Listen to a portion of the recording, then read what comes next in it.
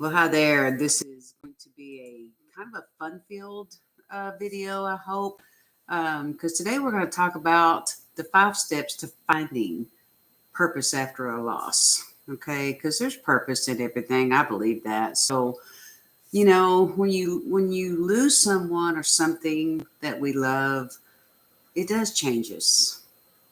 But what if I told you that your pain could be a pathway to finding your purpose? Because it certainly was for me. Being, I guess, diagnosed at such an early age. I was 4, came from a divorced home, traveled from New York to Texas.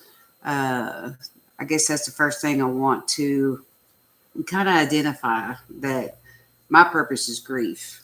You know, I um, I grew up in it. Let's face it. A divorced home is no fun, and I think the reason that my grief was determined at such a young age is, my mom worked several jobs. I was passed around a lot. I didn't really know who my caregiver was, so I kind of grieved my mom. I got thrown into a child care center, and I didn't really know how to play with kids, so um, it kind of gave me my purpose in life. So, and it does change you. So that's the second thing. That grief is going to change you. It's either going to change you for the better, or it's going to take you down some dark paths. Because I've seen it. The grief that my family endured, and friends. I've seen friends who basically, they reached out for something that just took the pain away, even if it was for a short term. Sometimes it was going out and partying, having fun with your friends. You are, drinking is a social activity, and most people, they do okay with it. But some, they can't find the off switch after a while because the pain continues to mount on top of their grief.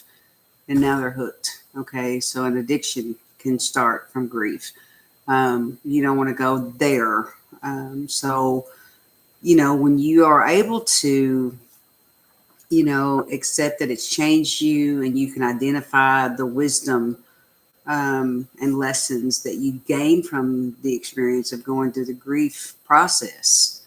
The third thing I want to talk to you about today is to explore the ways to honor your loved one. Excuse me. Are there any legacy projects that you want to continue that they weren't able to finish? Any kind of acts of kindness. For me, it was, trying to get my mom to write that children's book. She always wanted to write books for kids. She loved kids. Um, I'm not so sure I'm a good children's author, but I do want to write a book, and I want to honor her desires and her passions. She passed a lot down. There was a lot of wisdom gained from her, expertise in living. So, you may want to kind of explore and think about, what did your loved one enjoy doing? What were they passionate about? What lit their fires?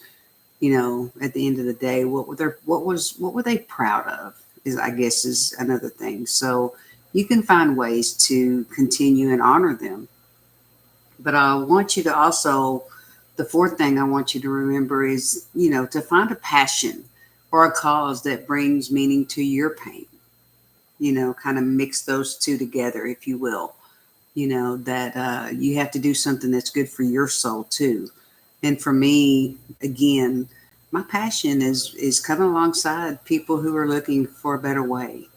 We get told all kinds of things when we're grieving, that give it time and go find somebody else. If you're trying to replace the loss to a divorce, that doesn't work.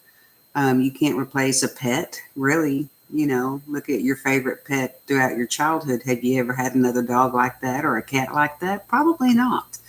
So, just realize that grief is not something that you're going to get over like you're told all the time. Oh, you'll get over it. You don't, but you do get through it. Okay.